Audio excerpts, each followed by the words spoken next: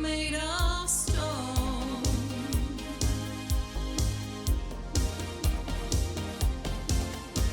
What a feeling, beings believing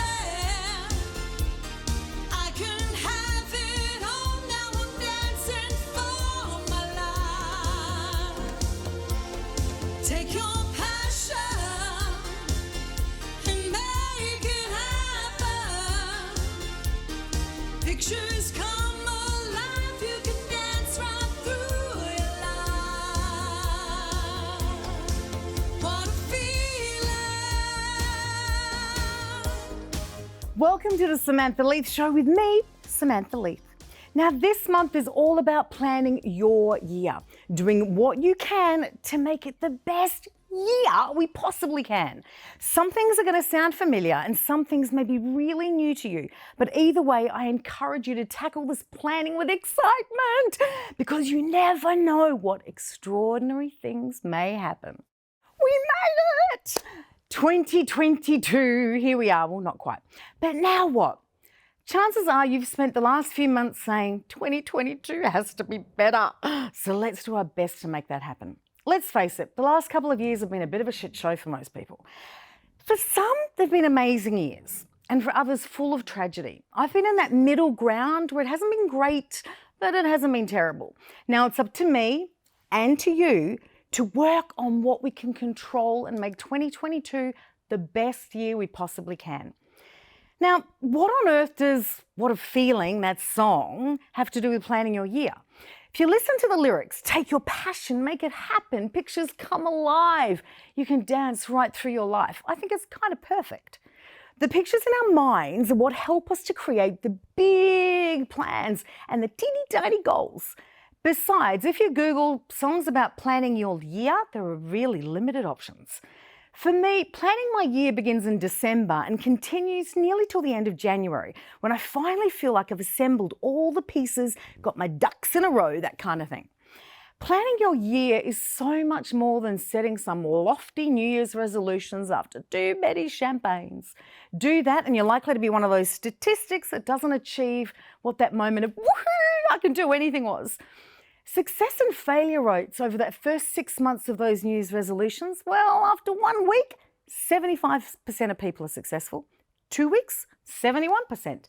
After 1 month, the number drops and drops and drops, till about 46% of people who actually make a resolution are successful in keeping it. And what have we said? We want to exercise, lose weight, get organised, learn a new skill or a hobby, live life to the fullest, save more money, spend less money, quit smoking, spend more time with family and friends, travel more, read more. All sounds pretty reasonable and exhausting. So why, if we set resolutions that seem blindingly obvious, do most of us fail? Have you heard that saying, if you fail to plan, you are planning to fail, by Benjamin Franklin? Well, that's the biggest reason, which is why we're going to tackle planning your 2022 like the extraordinary success I know you can and want it to be.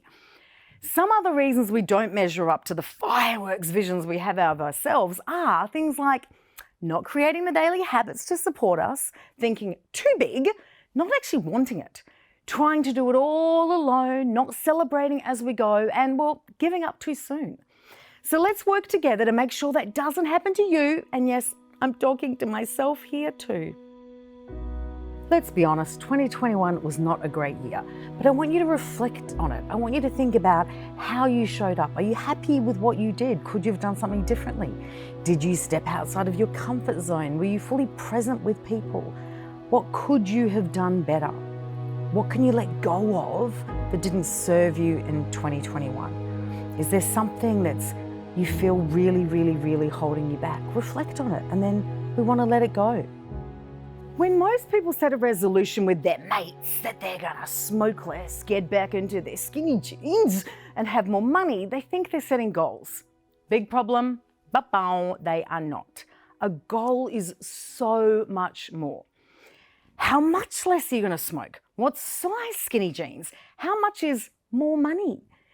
You see, to achieve something you want, you really need to get specific.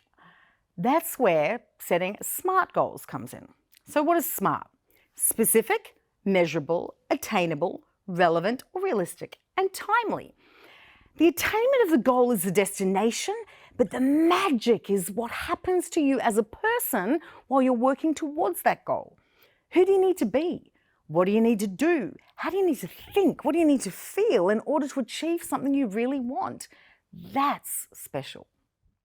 Way back long ago when we were at school, we start learning how to do this, but we don't know what we're really doing.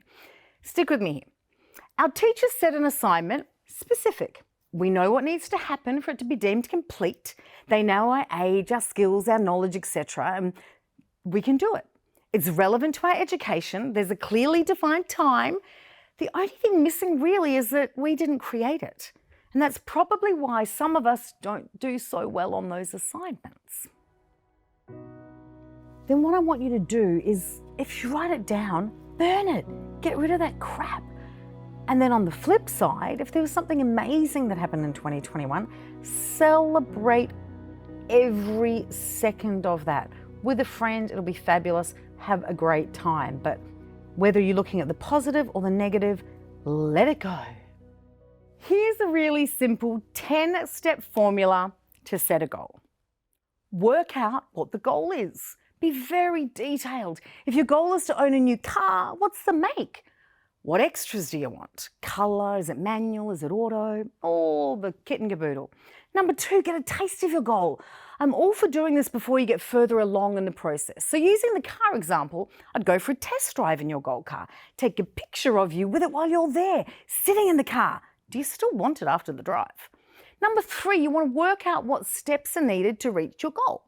Staying with the car idea, will you need to save money? Will you need to arrange finance? Then we're going to write a SMART goal. So SMART goals have been detailed for a gazillion years and we just went over it. And we want to go, it's specific. You'll own XYZ car, measurable. You'll need to save $1,000 a month every month for 10 months. Achievable, you'll have saved $10,000 in 10 months for that car deposit. Realistic, are you willing and able to save the money? Uh-oh. And timely, on the 1st of the 12th, 2022, you'll be parking XYZ car in your garage. Then I want you to turn that goal into a powerful statement. It's the 1st of December 2022 and I'm so proud and grateful for what I've been able to achieve. I felt like a princess driving in my new XYZ car into the garage this morning. Now I can get anywhere I want in the style I like to travel. I've got a DVD player in the bag so the kids aren't annoying me with, are we there yet? I no longer have to rely on public transport when John has the car. Who's John? So now I have so much extra time to do what I want when I want. How does that sound? Then I want you to surround yourself with a goal. Keep a picture of the goal in your diary, on the fridge, the bathroom mirror, everywhere. And keep copies of that statement visible everywhere as well. For this goal, I'd also get copies of the car brochures, if you can get them to give you one, and then stick a miniature version of the car in your handbag. That's a cool trick. And keep a goal tracker handy. For each goal, it'd be different. For a savings goal, you'd have an expenditure sheet. That's hard to say. And I want you to review it weekly, but we're going to get to more of that later. Then I want you to get a goal friend. In this case, it might be great to have a friend that's a savings pal. It doesn't actually have to be a person. That goal friend could actually be the direct debit, taking money out of your savings account and putting it into a better account for you that you can't access when you want to buy shoes. How good would that friend be for you? So if it's a fitness friend, maybe they check in with you to keep you on track. You need them.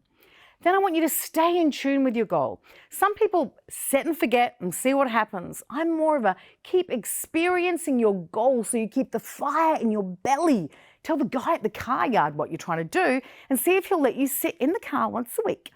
There's nothing like that smell of a brand new car to keep wanting it. If it's a slinky black dress, go into a shop and try it on every single week. Then number 10 is celebrate your goal. I do this in little steps and then have a massive celebration. So staying with the car, celebrate every $1,000 with a small treat. Maybe buy yourself a coffee if you've given it up to save the money. And then when you get to the end, you need a big celebration because reaching a goal is a big thing that many people don't fully appreciate. I'd probably give my car a new name, pop a bottle of champagne in it, and when I drove into my driveway for the first time, crack it open, but don't crack it open on the bonnet of your car like you do on a boat. That would be bad. Now are you close my eyes, I am rhythm. In a flash, it takes hold of my heart.